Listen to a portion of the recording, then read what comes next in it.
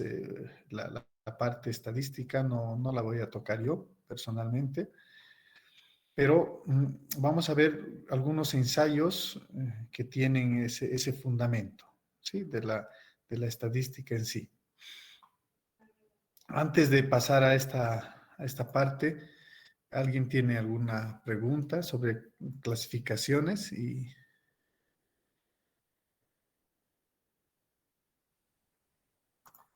vamos respondiendo un poco. Estamos ahí, ¿no? A ver, y entonces... Sí, estamos ahí. A ver, alguien me responde del grupo 1. A ver, Sí, estamos aquí. Franz Joel Cruz, ¿estás por ahí? A ver.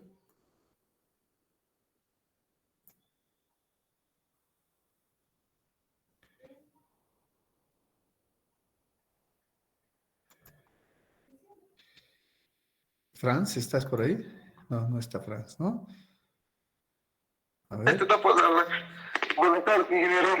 Sí, Bueno. estoy presente. Oh, perfecto, perfecto. Ahí René Vicente. Sí, ingeniero. Buenas tardes, ingeniero. Buenas tardes. ¿Ahí tienen alguna consulta sobre clasificaciones del macizo rocoso?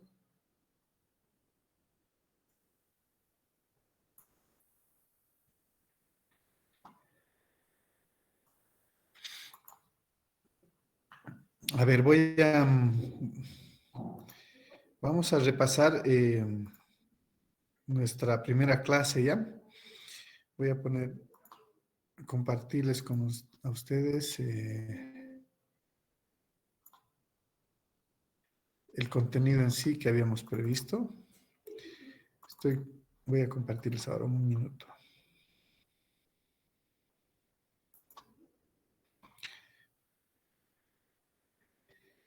Entonces, estamos ya en la unidad 6.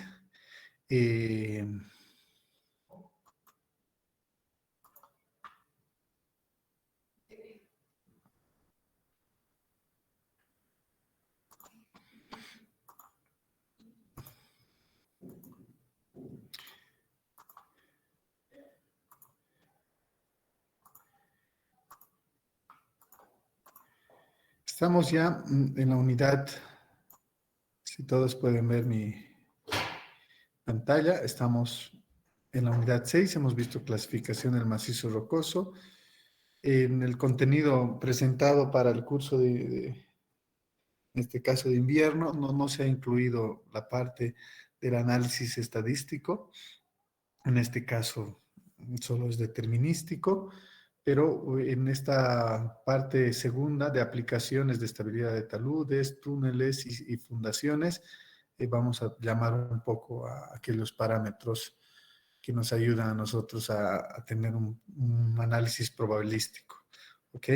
Entonces, van a ser, digamos, clases un poco más prácticas, habíamos dicho, donde vamos a ver algunos análisis de estabilidad de taludes el día viernes, de túneles, vamos a ver algunos ejemplos y fundaciones, ¿ok? Con estas tres unidades, vamos a terminar nosotros el curso de mecánica de rocas, ¿ok? Entonces, la parte de estadística no la vamos a tocar, o el análisis probabilístico. Voy a ver qué láminas... Esto de incertidumbre, que lo ha hecho muy bien el profesor Rodríguez, que por cierto no es mi tío, ni como muchos dicen. ¿Ok? Se ve la presentación, ¿no? ¿Sí? ¿Sí se ve? Sí, ingeniero. Ok, la estabilidad de taludes entonces en un macizo rocoso vamos a introducir de esta forma. Es algo distinto a lo de suelos, ¿sí? Ok, se utiliza equilibrio límite, pero sabemos que por las discontinuidades lo hace muy particular, el tipo de falla o los mecanismos de falla que tienen los taludes en rocas. En suelos, en general, dependiendo de la configuración topográfica, geomorfológica de la zona, se puede tener en general unos mecanismos de rotura circulares o fallas planas o combinadas, ¿sí? Mientras en rocas lo que tenemos va a depender de la familia de orientaciones y de los grados de libertad que estas familias generan ante un corte o alguna fundación o una excavación de un túnel. Entonces, en general, son pocas, digamos, los ejemplos que se puedan dar en excavaciones donde se tengan fallas circulares en rocas.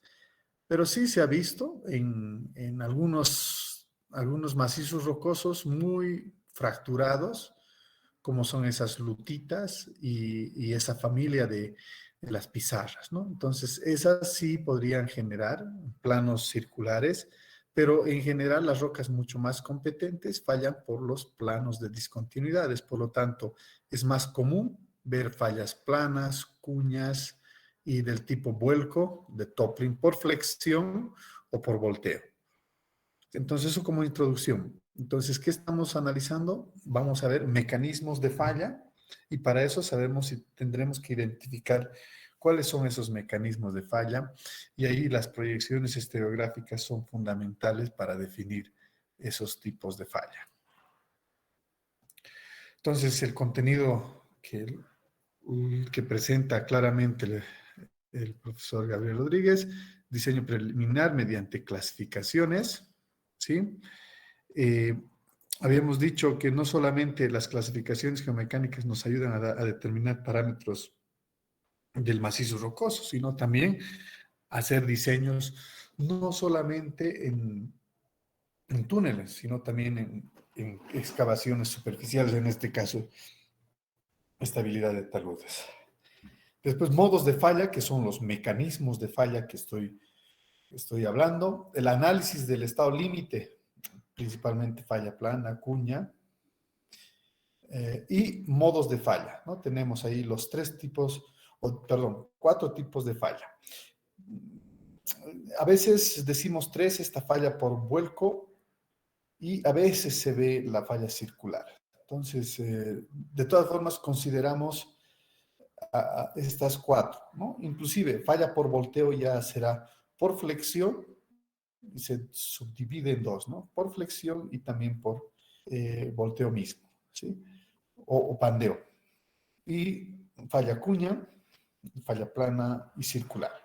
Entonces, y al final veremos un análisis de estabilidad de taludes y algunos ejemplos de estabilización de taludes.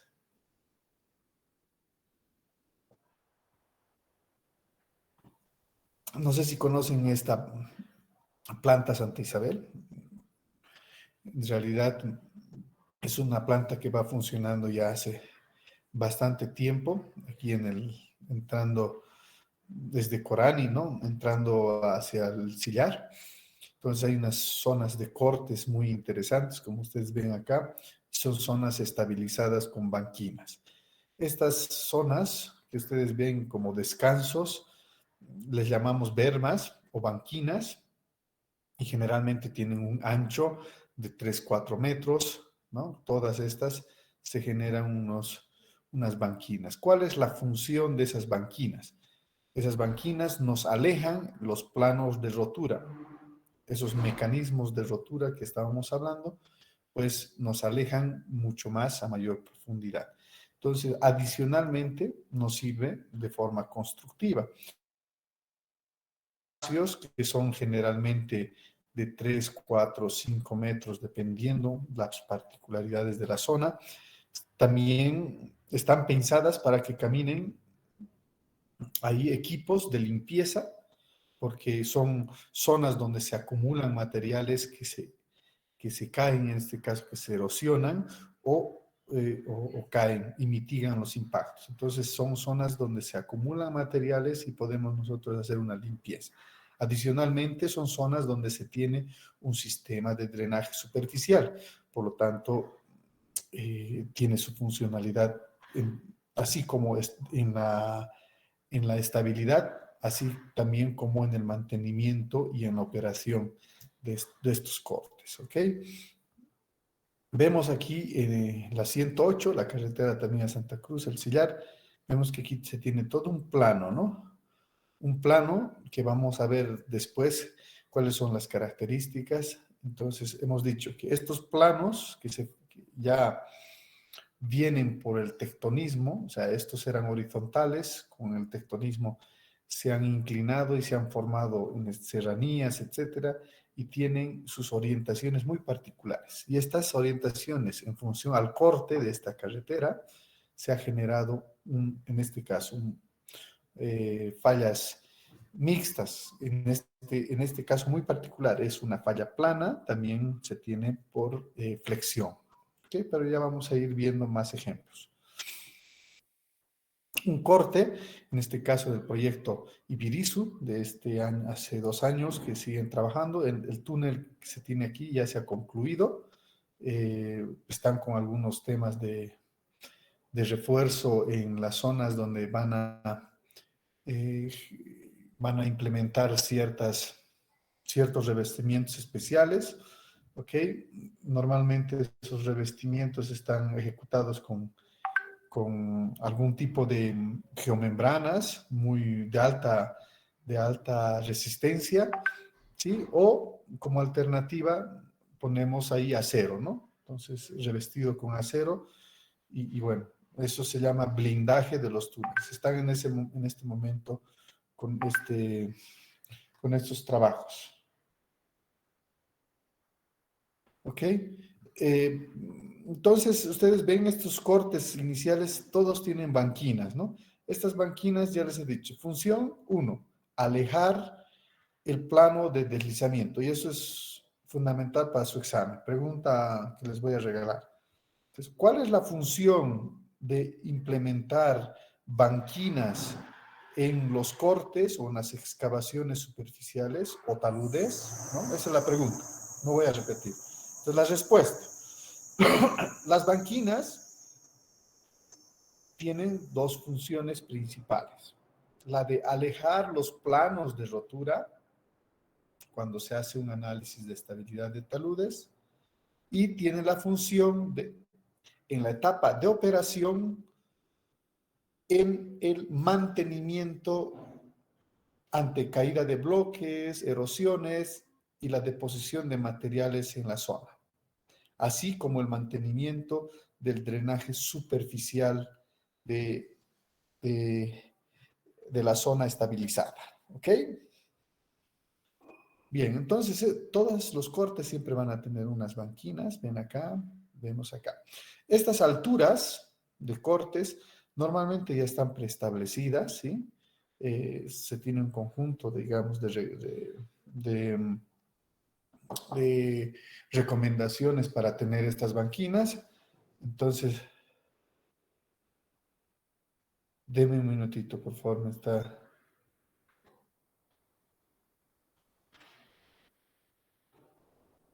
Entonces, se tienen unas alturas entre 8 metros hasta 14 metros. Lo normal, lo tradicional es 12 metros, 10 metros. Ok, ¿de qué depende la altura entonces de los cortes? Va a depender principalmente del tipo de roca que tengamos. ¿Sí? Si tenemos rocas muy competentes, entonces las alturas de banquinas van a ser por lo menos 12, 14 metros. Si tenemos rocas menos competentes, como en el caso del sillar, pondremos 8, 10 metros sin problema. Entonces, los anchos de las bermas en general están entre 3, 4 metros, y eso va a depender mucho de la maquinaria que va a ir a hacer la limpieza, principalmente, porque es necesario en el momento de la instalación de anclajes o algún tipo de sostenimiento como shotcrete, etcétera, tener el espacio suficiente para introducir una maquinaria, ¿no? Y en general, 3, 4 metros es suficiente para que ingrese una maquinaria, hacer el mantenimiento, algún tipo de corrección, etcétera. Entonces, es necesario constructivamente y es necesario también para la estabilidad. Cuando se hace una estabilidad de este tipo de taludes, se ve una banquina, se hace por separado, y eso se llama análisis específico de una banquina, y cuando se hace el global se llama general, ¿no? Entonces hacemos dos análisis, uno local y uno general. Estos dos análisis lo podemos hacer en un software o a mano, con un análisis de equilibrio límite o elementos finitos, contención de formación. Para ello, ya hemos visto en las clases anteriores cómo determinar esos parámetros geomecánicos y alimentar los softwares que vamos a utilizar. ¿Okay? Un ejemplo, entonces, portal del túnel de aducción del proyecto hidroeléctrico Ibirizu, ¿no? Que actualmente se construye. El sistema de túneles ya está construido, son dos túneles, Cehuencas y Juntas, y la presa, que se llama Cehuencas, está siendo construida. Está aproximadamente ya en el segundo bloque, está como a 20 metros de altura desde la fundación, o sea, han excavado por lo menos unos 20 metros y están ahora levantando el cuerpo desde esa altura, ¿no? Es un hormigón compactado con rodillo, entonces una presa que va a ser una de las primeras más altas de Bolivia, ¿no? Ok, vemos aquí algunos cortes, como ven acá, y esta es una foto nuestra, en realidad, que lo ha puesto el profesor Rodríguez. Nosotros hemos estabilizado justamente esta ladera. En esta zona se va a construir la casa de máquinas, y si ven ustedes en la parte más alta, en esta zona, a partir de esta zona va a haber una caída brusca del agua con una tubería forzada, y va a llegar a esta zona a las turbinas, ¿no? Entonces, consiste lógicamente una casa de máquinas en recibir las aguas de alta presión de los aprovechamientos superiores para generar la electricidad con un tipo de turbinas, ¿no? De alta montaña las turbinas normalmente, tipo Pelton, hay diferentes tipos de turbinas, pero lo que hace la turbina es transformar la energía potencial del agua, recogida por esas tuberías forzadas, porque está altísima la presión, y recogen las aguas y transforman a la energía eléctrica, ¿no? Entonces son los aprovechamientos hidroeléctricos que se tienen. ¿Qué se está haciendo en este talud? Como ustedes ven, se hace hormigón lanzado, hay unas máquinas de perforar por acá, y también se haría el shotcrete, que sería el hormigón lanzado junto con los pernos y la malla electrosoldada. Todos esos elementos de refuerzo del terreno, en esta metodología se llamaría soil nailing, ¿ok? Soil nailing, que sería como suelo clavado. Los portugueses, o digo, los brasileños le llaman solo grampeado. Nosotros le decimos suelo clavado en general, o con pernos pasivos. Entonces tiene varias denominaciones. Lo que básicamente hacemos con este sistema es ir bajando, cortando y sosteniendo. O sea, para que lógicamente sus propiedades del talud sean resistentes.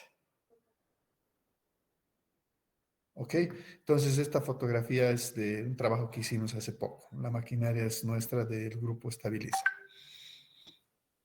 Aquí la presa que les comentaba, esta es la presa Cehuencas, que tiene un nivel de excavación de 30 metros. Les dije que este es ya el nivel de fundación, pero ya se ha levantado por lo menos hasta este otro nivel de acá, ¿sí? Hasta este nivel ya se ha podido compactar aquí el hormigón.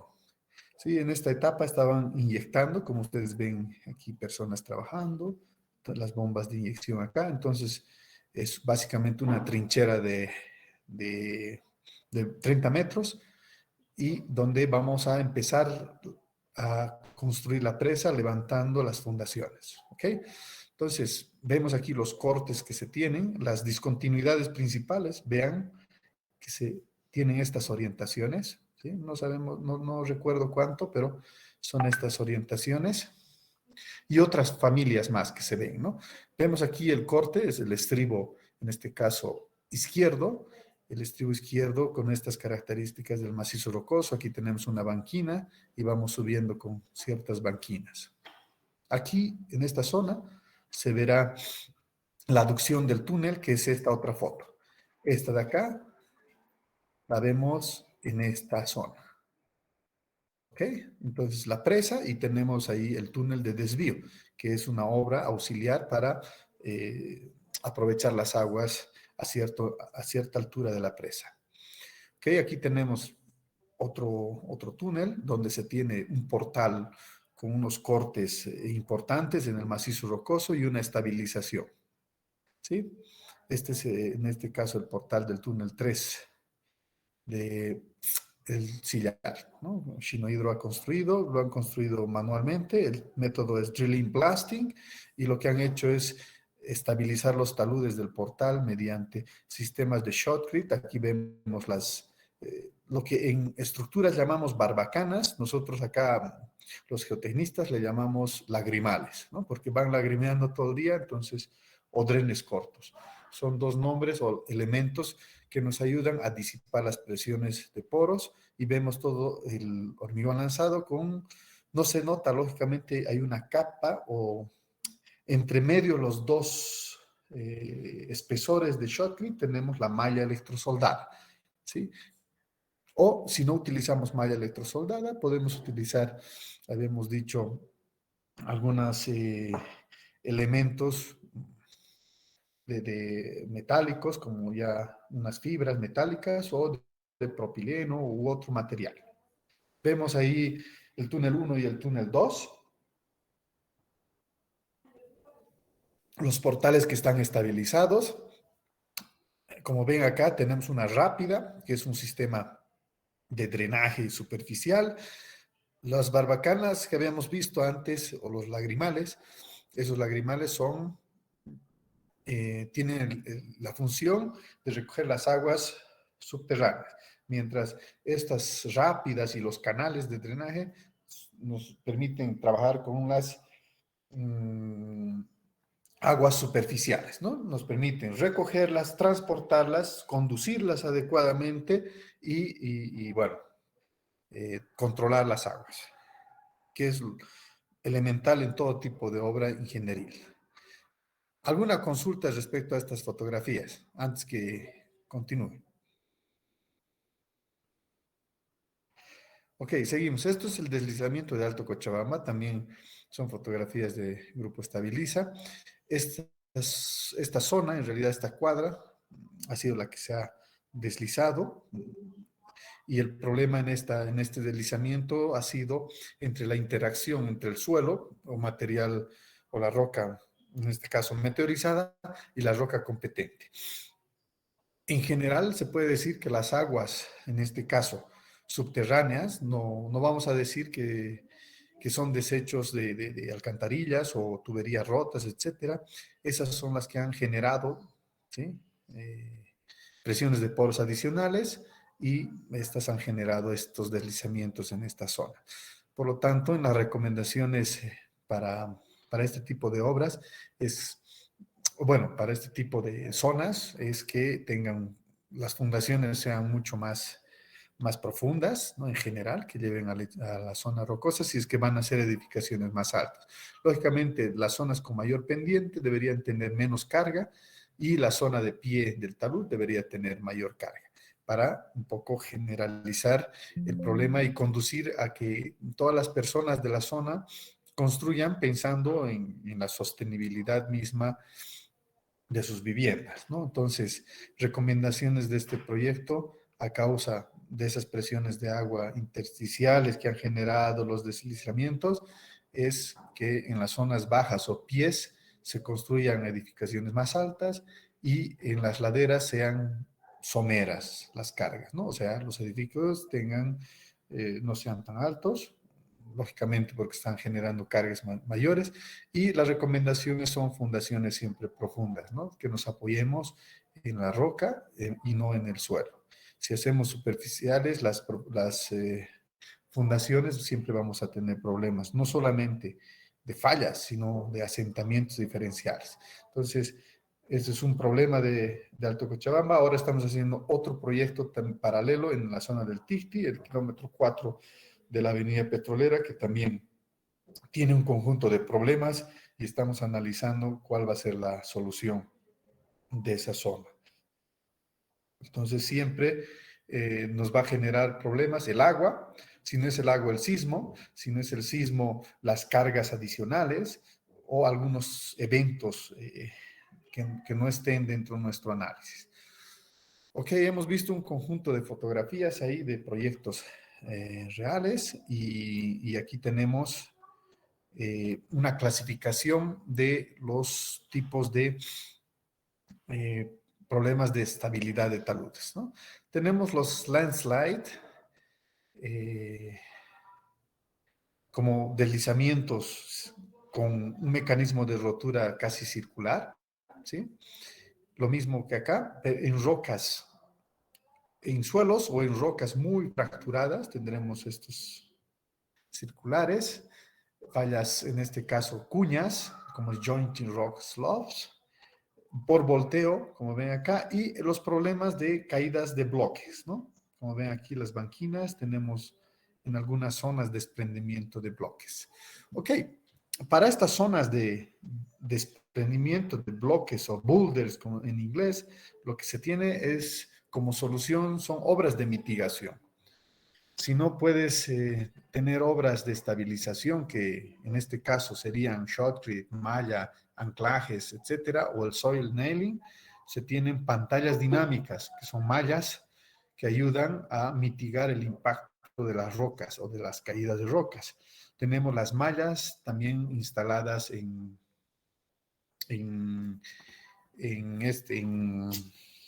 la misma cara del talud. Voy a mostrarles, creo que no tenemos fotos de esto. A ver, déjenme un ratito. Sí, voy a mostrarles algunos proyectos que antes que pasemos a la parte teórica de estabilidad de taludes. No sé, algún proyecto actual que tenga, donde hemos hecho ese tipo de obras. A ver, a ver. Me están siguiendo, ¿no? Si alguien me responde, por favor, de los dos grupos. Sí, Sí, excelente. quiero. Perfecto. Voy a ir mostrándoles algunos proyectos que tenemos, por ejemplo, de miguillas. No. Pues de miguillas voy a mostrarles primero el proyecto, después fotografías de cómo hemos ejecutado, ¿ok? Un minuto. A ver. No es mucho más.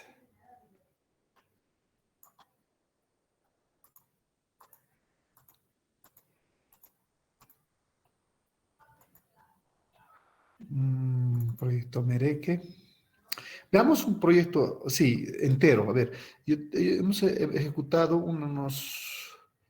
una obra.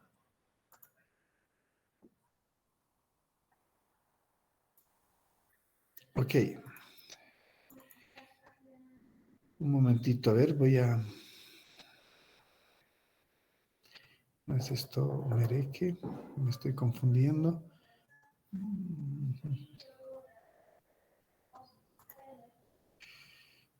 A ver, un buen proyecto que...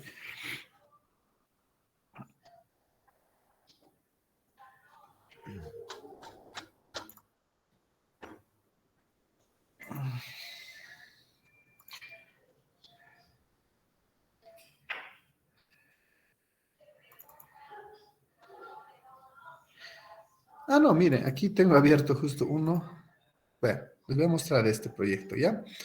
Este es un sitio crítico en el proyecto Mairana Bermejo, o sea, llegando casi a Santa Cruz, ¿sí? Entonces, esta es una zona donde se ha visto problemas, ¿ok? Esta es la zona. En esta zona se tiene un deslizamiento en la dirección de la flecha. Adicionalmente del deslizamiento se tienen problemas con la erosión del río, ¿no? Entonces viene con esta dirección el río y lógicamente aquí hay un cambio de curso del río, que quiere decir que golpea esta zona y se va a golpear a la otra zona. Entonces al golpear a esta zona nuevamente rebota, no digo rebota, disculpe, cambia el curso del agua y erosiona toda esta zona, ¿ok? Un problema. Otro problema que ya vamos a ir viendo, caída de bloques en esta zona y acumulación de bloques y por lo tanto este deslizamiento está activo. ¿Okay? Algunos detalles, dónde está ubicado en la geología, siempre es relevante ver en qué unidades geológicas nos encontramos. Aquí está Samaipata, Mairana, aquí por Cuevas, Bermejo, Majacá y La Angostura. ¿Okay? La geología del sitio es esta, ¿no? Entonces tenemos el problema de toda esta zona, ¿sí? Aquí decimos rocas lutitas, areniscas, y toda esta zona se está moviendo hacia el río, ¿no? ¿Dónde está el río? Es esta parte amarilla, donde decimos QA, que sería cuaternario aluvial. Y aquí tenemos las rocas areniscas y aquí las lutitas, ¿sí? Bien, sigamos. Este es el modelo construido geológico. Aquí tenemos el material coluvial, que es QZ, ¿no? Ahí, QCO, material también coluvial, las areniscas y las lutitas. Aquí en la parte más baja, como ven, está el río. Ok, esa es la topografía. Veamos algunas fotos, ¿no? Han introducido ahí protecciones con muro gavión y no ha durado mucho. Ahí se tiene filtraciones, presencias de agua, altísima cantidad de agua, y tenemos los bloques sueltos y los deslizamientos activos hacia el lecho del río. ¿Sí? Entonces, esta es la zona de interés, ¿no? Toda esta pequeña zona. Hay que estabilizar el camino. Las areniscas son estas, muy competentes en la parte superior, y aquí tenemos bloques caídos. ¿Cómo se caen estos bloques? Ahí es un mecanismo de falla del tipo volteo. ¿Sí? Del tipo por volteo, entonces se desprenden bloques por estas familias de discontinuidades y caen a esta zona que se llama sillerío normalmente, ¿ya? Las zonas donde se depositan estos bloques son zonas de sillerío. Bien, aquí describe cuáles son los problemas y las probables soluciones que en este caso hemos dado. Deslizamiento se caracteriza por ser del tipo rotacional. O sea, ya sabemos que el mecanismo de rotura es rotacional.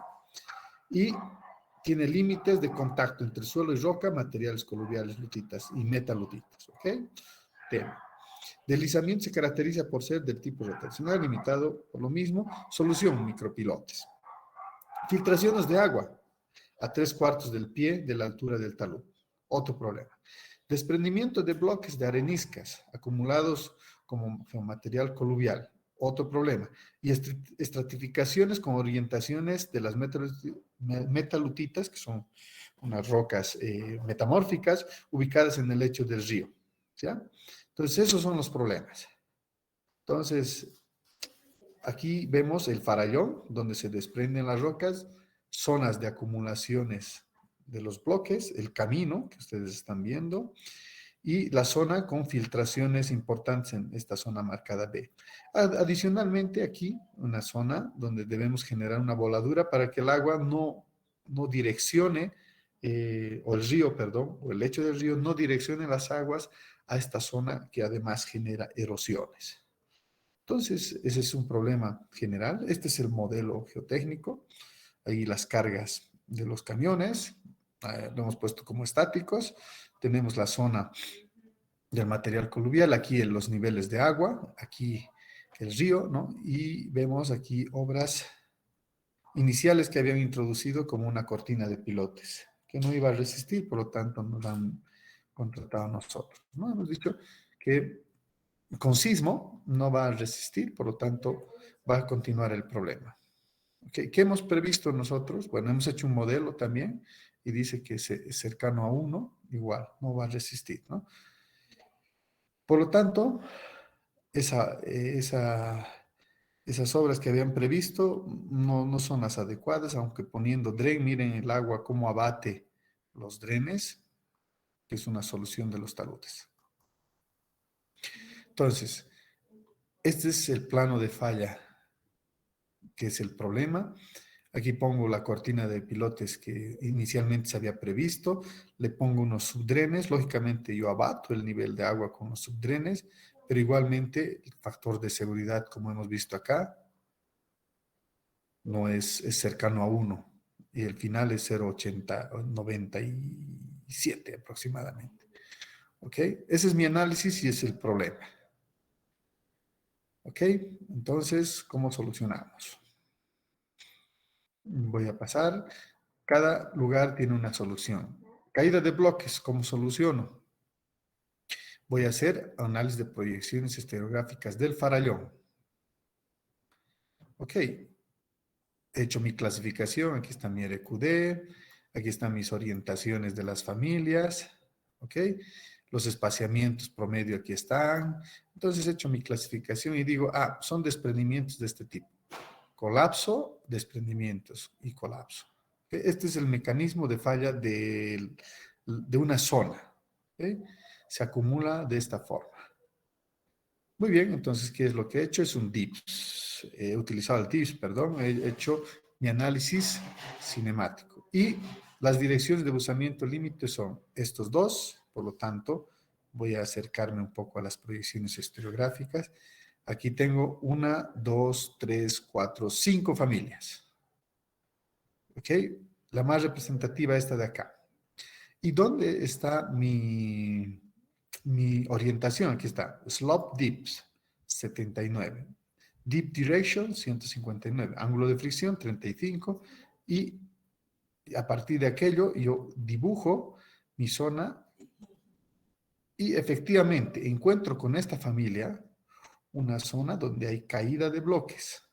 ¿Ok?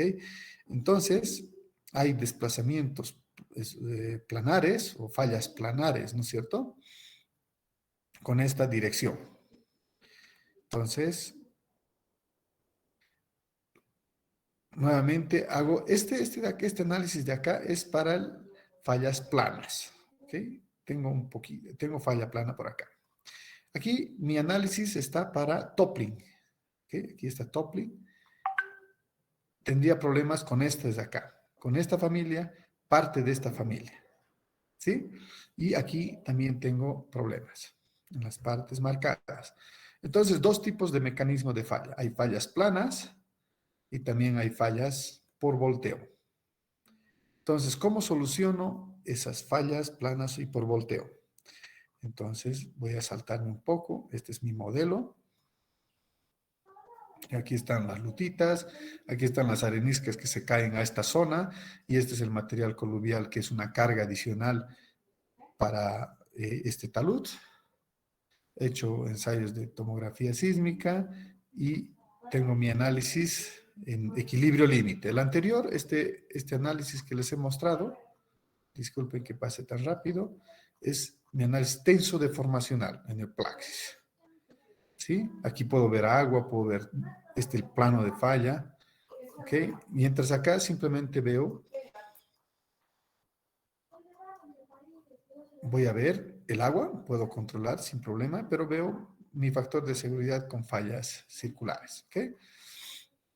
Entonces, estos son mis parámetros geomecánicos que he determinado a partir de la clasificación RMR, GSI, MI, factor de disturbancia, todo aquello. ¿Ven? Está todo lo que hemos visto hasta ahora. Peso unitario húmedo, contenido de humedad, permeabilidad de la roca, resistencia a la compresión simple, todo. Del material del suelo también. A partir de eso yo hago mi análisis de estabilidad. Y digo, a ver, hago un análisis en el Plaxis y veo un punto. Voy a analizar un punto y voy a hacer, ese punto lo voy a analizar para ver cuánto asentamiento, cuánto desplazamiento tiene. Entonces, voy a introducir como solución propuesta, ya se lo ve acá, pero disculpen que me pase rápido, voy a mostrarles la solución y vuelvo a esta zona. Voy a volver a... Mi solución son micropilotes, 3 micropilotes, como van a ver acá. Aquí 1, 2, 3 micropilotes con una viga de arrastre y también tengo aquí mis subtrenes, ¿ok? Esa es mi solución. los subdrenes para disipar las presiones de poros y los micropilotes como la estabilización. Adicionalmente, tengo que cortar esta carga superior para alivianar esa zona. Ahora vuelvo a mi modelito. Mi modelo está acá. Aquí. Este es mi modelo, aquí están mis micropilotes y aquí están mis drenes. ¿Sí? Y el corte que yo voy a generar es esta parte que voy a cortar. ¿Me están siguiendo? ¿Alguien me responde, por favor?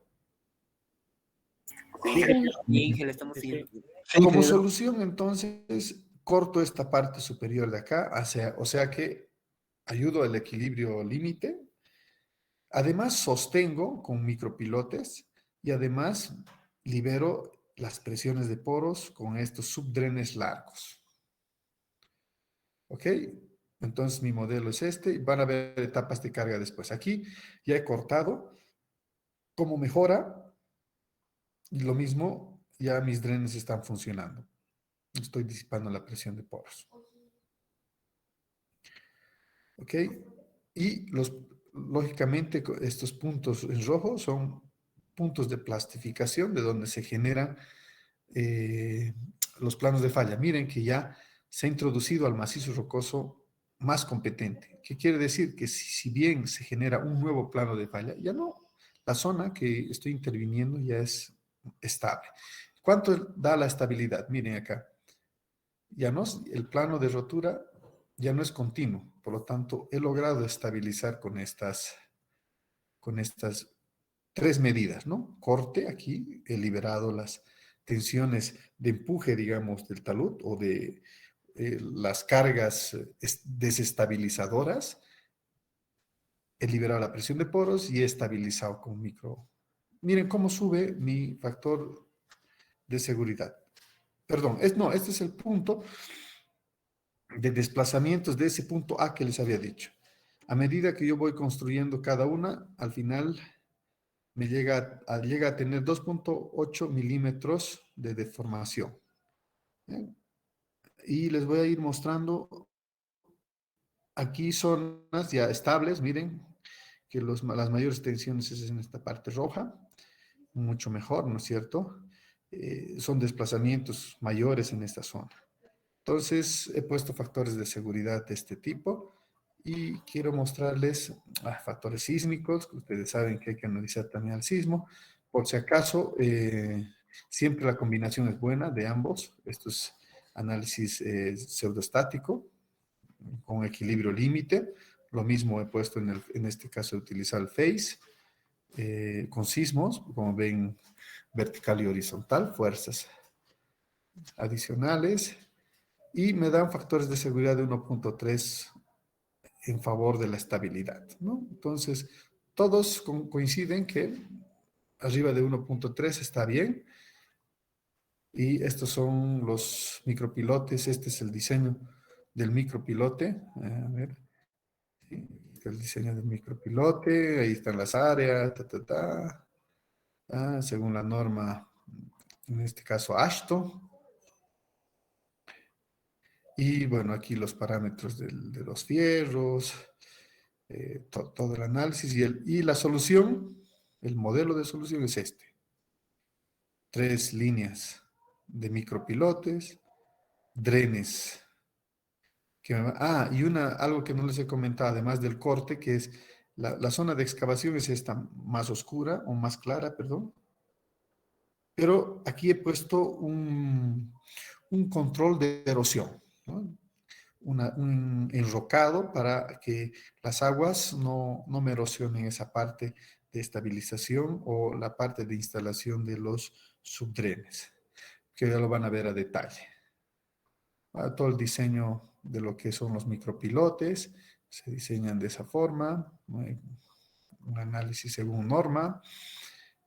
Aquí están las tensiones sobre los pilotes, como ustedes ven, tenemos la flexión de cada uno de los micropilotes, como ustedes ven.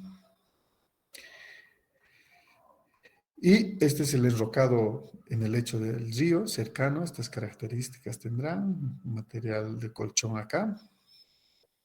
Estos son el detalle de los pernos de esa zona del macizo rocoso que les dije. Este es el subdren, tiene estas características, esta inclinación 10 grados, tubos perforados de 4 pulgadas, PVC, etcétera. Y hay algunas recomendaciones y nada más, ¿no? Ahí vienen los anexos. Entonces ese más o menos sería un, un proyecto, un diseño en sí de un talud. Sí, hemos visto que se puede utilizar todo lo que estamos viendo, desde la determinación de parámetros, el DIPS, lo usamos para determinar tipos de falla, etcétera. Ahora, algunas fotografías de algún proyecto. mm, no sé si los tengo. La verdad no estaba preparado, pero mm, a ver, déjeme buscar unas fotografías un poco para que vean un proyecto reciente. A ver.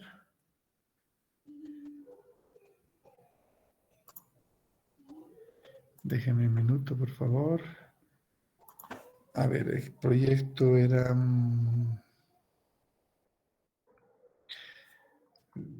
lo tengo consolidado, ¿no? Pero...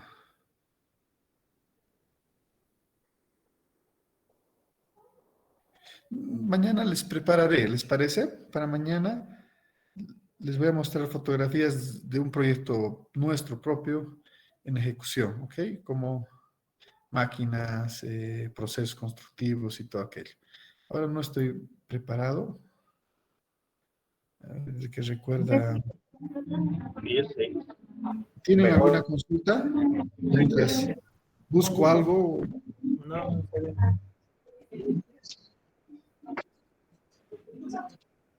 ¿Cómo haces?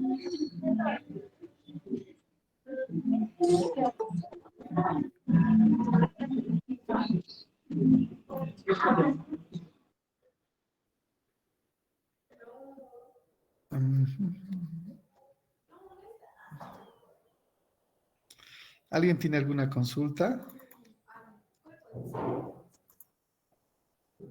no, Inge. ¿No? Bueno, yo creo que con esa introducción ya podemos entrar a ver. Realmente no era que ponga ahí algunas fotografías, por lo menos algunas fotos de miguillas, ¿no? Inge, Sí, sí, Inge, una pregunta. sí, sí. ¿El nivel freático, cuando se mide el nivel freático, se hace en cualquier época del año o cuando está lloviendo, así? Ah, muy bien, muy buena pregunta. Sabemos que el nivel freático en general tiene una variación, ¿ok? En este caso, lo que yo hago es poner lo máximo que he medido. Por eso aquí digo una inspección visual, niveles de agua.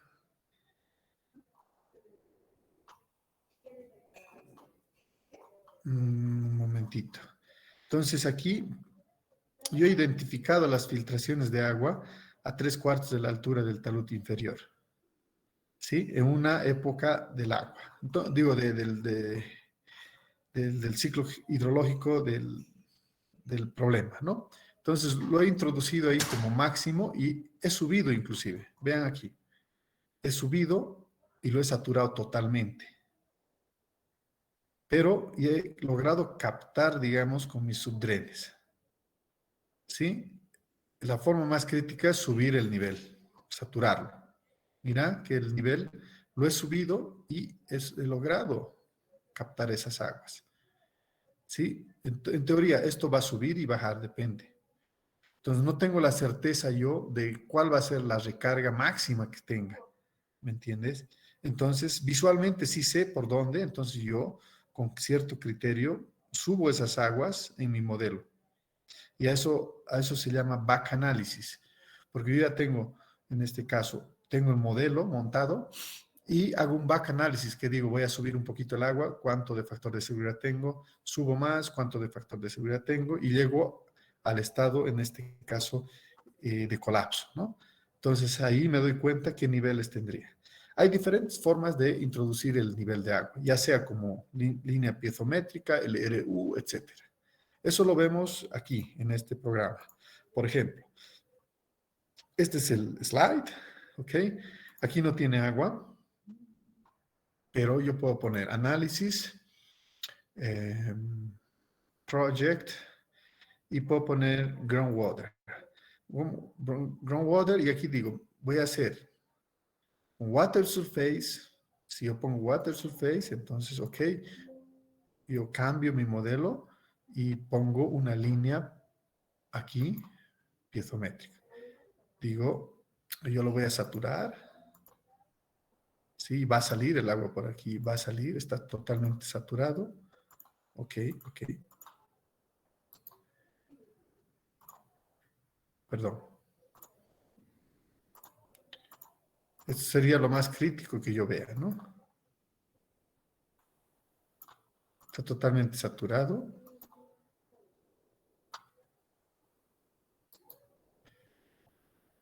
Ok. Entonces, esta es una forma de poner el agua, saturarlo y después ver cómo funciona, ¿no?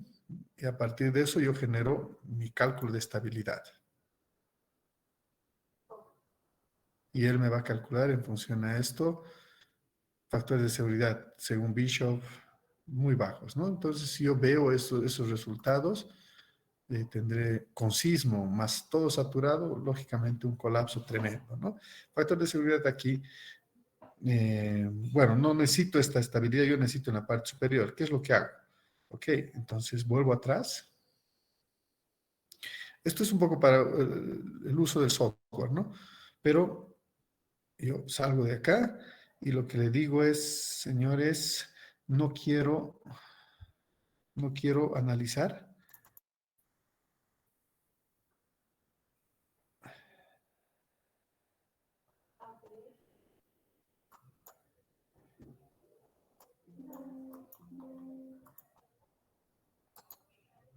Voy a mover estos límites. No quiero analizar la parte inferior.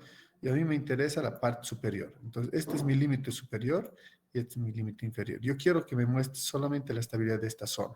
¿Ok? Entonces, ahí sí me va a mostrar. Recién voy a hacer correr. Y vamos a ver el efecto del agua ahí.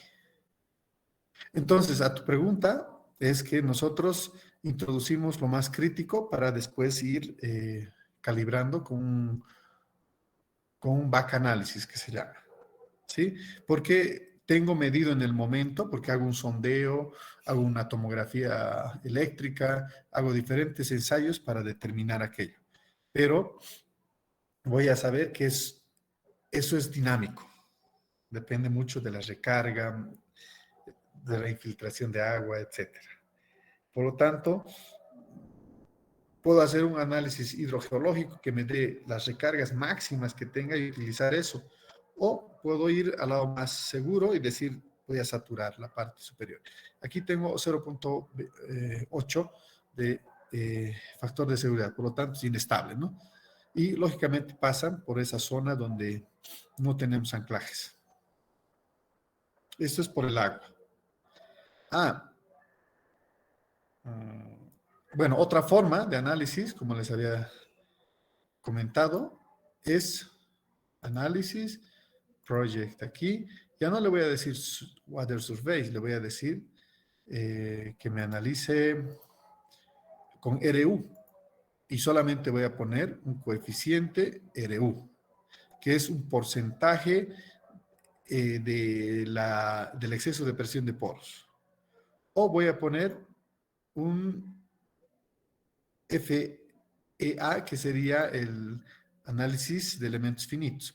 Ok, si pongo, me lo borra todo y yo en aquí con groundwater puedo poner los elementos finitos, analizar, digamos, qué presión hay aquí, por ejemplo. Yo le pongo, a ver,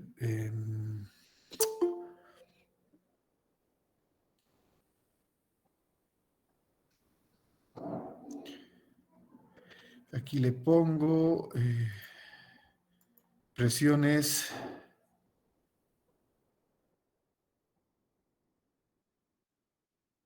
Un momentito, a ver, vamos a recordar dónde ponemos.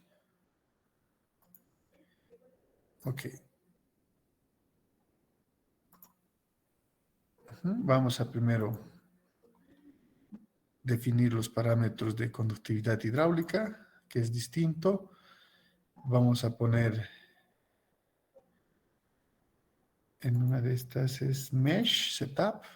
Voy a discretizar porque voy a trabajar con elementos finitos, ¿sí? Una vez que discretizo, ya tendría las propiedades, tendría... Y aquí voy a poner, como ustedes ven, aquí en toda esta línea, un drain, ¿sí? Y ya está puesto el drain, como ven acá. Entonces, presión cero me dice. El drain lo que va a hacer es liberar la presión de poros. Por lo tanto, es presión cero. ¿Ok? Pero como no hay agua todavía, aquí voy a poner una altura de agua que va a ser 50. 50 metros de altura de agua. Esto yo lo determino con un nivel piezométrico. ¿Sí? Y aquí voy a poner, como ustedes ven, que está en la superficie, voy a poner 25, ¿ok? Entonces, si aquí yo cambio y digo 25, total head, 24, ¿ok? Me estoy inventando para que esté saturado. Entonces, como ustedes ven, aquí le he puesto 50 y aquí le he puesto 24, ¿ok? Y me va a calcular él el nivel freático, ¿ok? Entonces, ya está definido esos parámetros. Aquí 0, porque estoy viendo que voy a poner un subdrain para liberar las presiones de poros, ¿sí? ¿Algo más? Nada más. Entonces, no hay puntos fijos, lo demás me va a calcular. Calcula. Entonces, estos puntos que yo he puesto, definidos acá y acá, esos los mido. Los mido en unos piezómetros, hago una perforación y voy midiendo esos piezómetros cómo va variando. Hay una recomendación cuando hacemos estudios de suelos, normalmente lo hacemos en épocas de estiaje, entonces medimos a 4 metros y cuando construyen es época de lluvias y el nivel está a 2 metros y dice, pucha, el que ha venido a hacer el estudio de suelos no lo sabe hacer. No, es mentira, es dinámico. Sepamos entender y poner en nuestros informes que ese proceso es dinámico. Miren cómo ha trabajado mis drenes. Mis drenes ha bajado esto 50, ha bajado, pero aquí se mantiene porque no hay subdrenes y aquí baja. ¿Ok? Entonces, yo he calculado este nivel freático. ¿Sí? Entonces, yo puedo jugar mejor con los softwares, ¿no es cierto? No sé si está resuelta la respuesta. Sí, sí. Inge, y en rocas más o menos, ¿cuánto es un valor recomendable, digamos, para definir los elementos finitos? Porque creo que ahí se definió de forma triangular por defecto, ¿no? Volveme a... En el Rock Lab solamente determinamos parámetros geomecánicos, ¿no? Que es este programita, este Rock Lab, criterio de rotura semiempírico, parámetros de Hook. Aquí sí, o sea, podemos decir si es slopes, todo.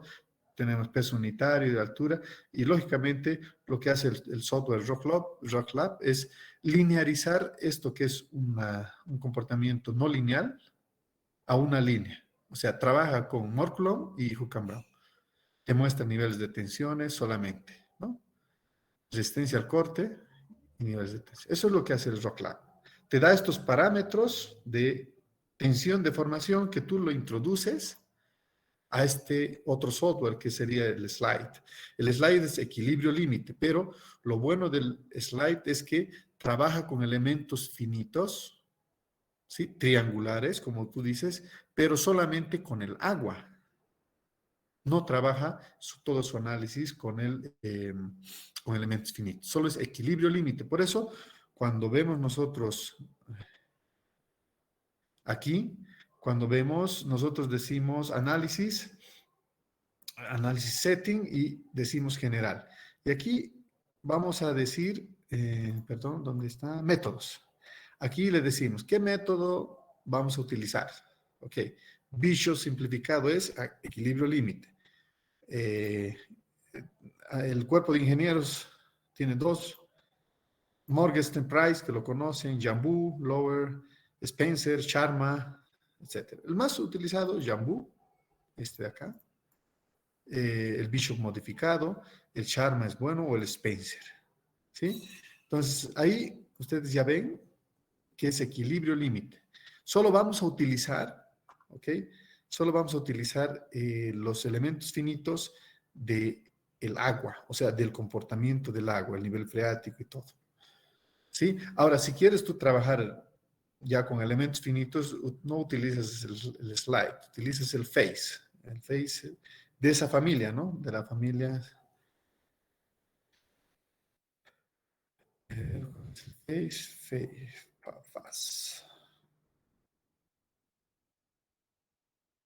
Este es el face.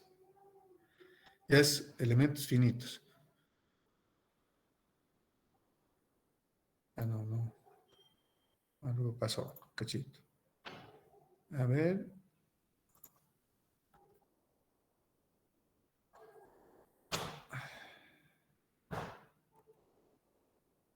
Algo que ha pasado estos últimos años, mientras busco, es que han cambiado los nombres. El slide ya no se llama slide, se llama RS, ¿ya? Ahorita lo vamos a ver. ¿En dónde lo puedo ver? Ustedes que son más expertos aquí. ¿Dónde veo todos mis programas? Aquí, ¿no? Sí, aquí, pero aquí. A ver, un ratito. Roxanne Tips, aquí el RS 2D, 3D. ¿Ya? ¿Ok? Entonces, ya no se llama lo que les decía, el slide se mantiene RS en 2D y en 3D, ¿no? Para fundaciones sería el Settler, pero a ver, déjeme buscar cómo se llama ahora, el Face. Slide, es este justamente. RS, ¿ok? Este ya es el programa entonces que antes se llamaba Face. Como lo han hecho en 2D, 3D, ok. Por si acaso hay un curso, está, Finite Element Analysis, ya no se llama Face, disculpe, es la versión antigua. Ahora se llama RS 3D o 2D. Hay un curso que en Paraguay va a ser el Congreso de Mecánica de Rocas y se va a dar este curso específicamente de Rock Science. ¿Sí? Pero ese es el software, es otro. ¿Ok? ¿Alguna pregunta por ahí? El que esté interesado en ese curso, déjeme ver aquí lo tengo. Justo estaba viendo que el doctor me ha pasado. No, esto me ha pedido que se lo compre unos libros. Ahí está. Este sería, ¿no? Curso del 3D Slope Stability de Rock Science. Caracterización de túneles y bueno. Esto es lo que se va a dar. Les voy a mandar aquí para que vean los que están interesados. Vamos a ver.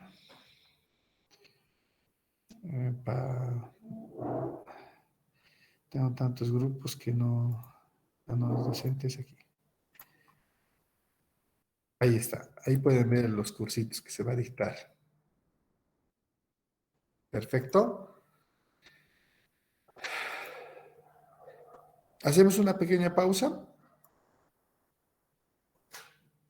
Ha sido una presentación ahí medio un poco desorganizada. Me hubiera gustado mostrarles fotos. Tengo bastantes proyectos, no solamente de Bolivia, solo que no hay tiempo para organizar las fotografías más bonitas. Pero sí, los proyectos los tengo, ¿no? A ver, voy a organizar algo para Taluds al finalizar, ¿ya? Unas fotografías bien, bien bonitas y bueno. Descansamos un rato entonces. Después Fernanda me va a ayudar un poco con la lista, ¿ok? Está bien, Inge. 20 minutitos. Gracias.